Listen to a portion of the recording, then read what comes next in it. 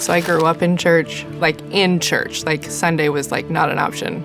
My connection with God was pretty much to make my father happy. It was like this mandatory thing that we had to pray about, we had to think about, we had to talk about. I knew I didn't have it all together. I knew that my family didn't have it all together, but we sure did walk it out as if we did.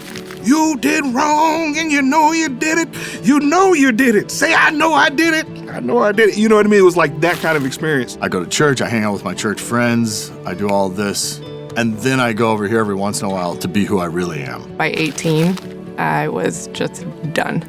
I started stand-up comedy in '96. Every night was just, would be do the show, go get hammered. I would go out 3 times a week, and I probably put a medium-sized house up my nose. I was a rapper. I thought that's what I would be doing for the rest of my life. This is one thing that I do that people enjoy. I need to figure out a way to monetize this. So yeah, it was all about me.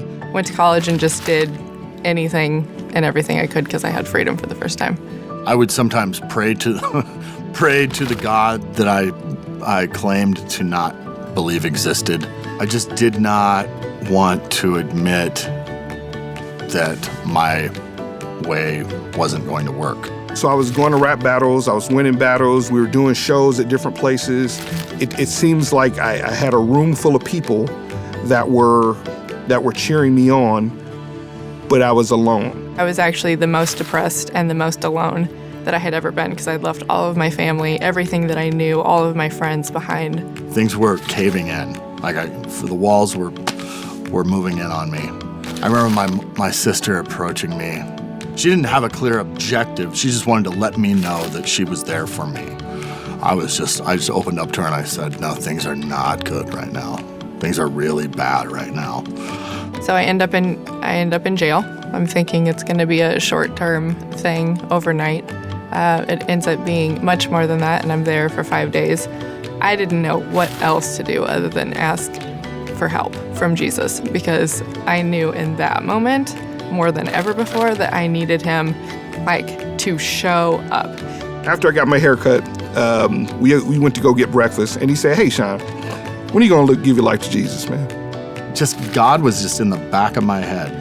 And I remember I heard something on the radio, and it was about kids being hurt or something like that. And out loud, to the God that I claimed that I didn't believe existed, I said, how could you let that happen? The response I felt was like, well, it's free will. You have your own free will. You can do whatever you want.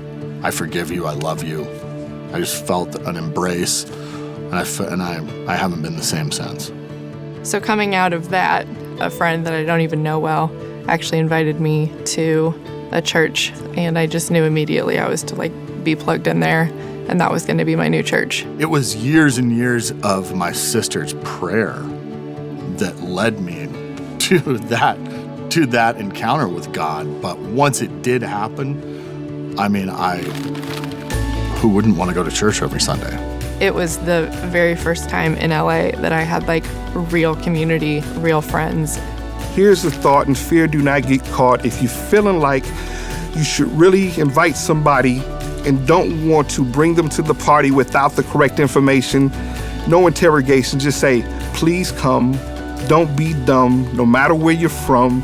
But this is what I know, that Jesus' love came for you, and you can come for them and give a helping hand to woman and man. And then they'll understand when they feel the joy. And then they will see that their life is changed because Jesus came in, and it's nothing strange.